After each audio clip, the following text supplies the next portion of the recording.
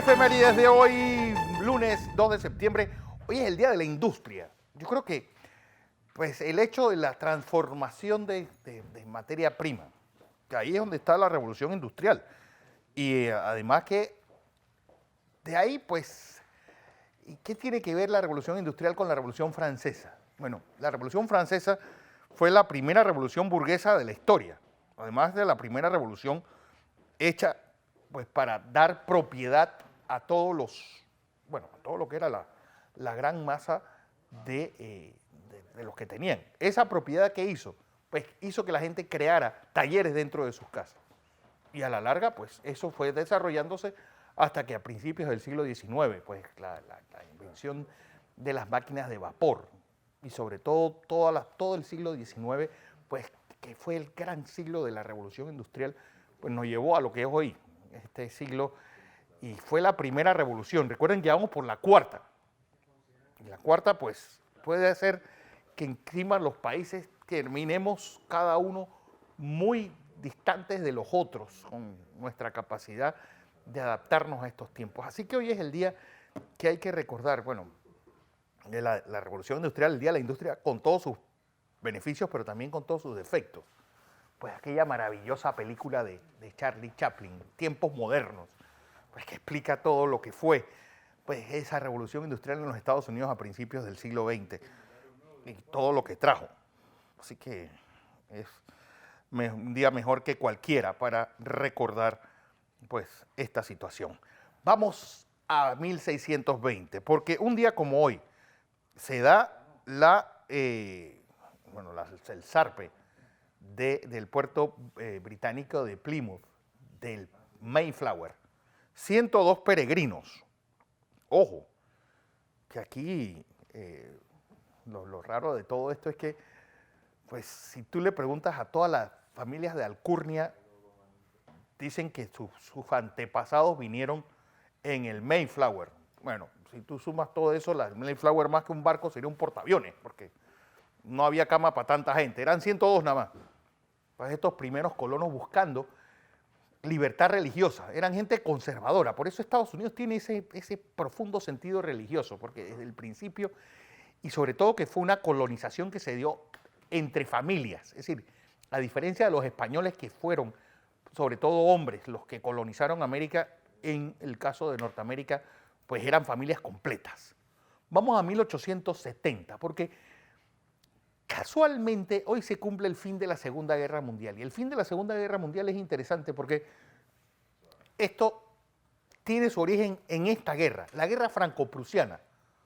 Pues se da hoy día la batalla de Sedan, donde la totalidad del ejército francés pues queda desarmado. París queda a las puertas del ejército prusiano y Napoleón III y su alegre imperio pues se rinde ante los prusianos. Por algo, el Kaiser Guillermo I es coronado en el Salón de los Espejos del Palacio de Versalles. Ahí entra lo que iba a ser el casus belli de las siguientes dos guerras mundiales. Pues todo el área de Estrasburgo, pues Lorena y todo el área fronteriza entre Alemania y Francia. ¿Qué pasaba?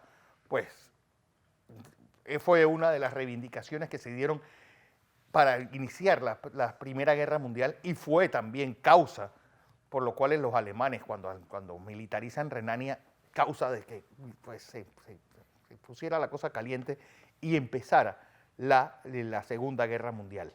Pues hoy, que la gente olvida mucho, y sobre todo que hace un momento salió el general Moltke, von Moltke, su hijo fue el jefe del Estado Mayor del Kaiser Guillermo II en la Primera Guerra Mundial, y von Moltke también fue el general al frente de la defensa de Berlín en 1945. Los apellidos de estos prusianos se repiten. Recuerden en lo que yo siempre les cuento, Prusia era no un país que tenía un ejército, sino un ejército que se inventó un país. Vamos a 1914, porque hoy se da la primera revisión del Tratado de 1904, el Tratado Haibun-Ovarila, con el convenio Lefebvre-Pryce, que rediseña los límites de la zona del canal. Por ejemplo, pues pasa a Panamá todo el área de Río Abajo y Parque Lefebvre, que antes era pues parte de la zona del canal. También se dan ciertas delimitaciones en Colón y ciertas pues reivindicaciones panameñas hacia el área de Panamá Norte, poco a poco. Así van los americanos tratándolos.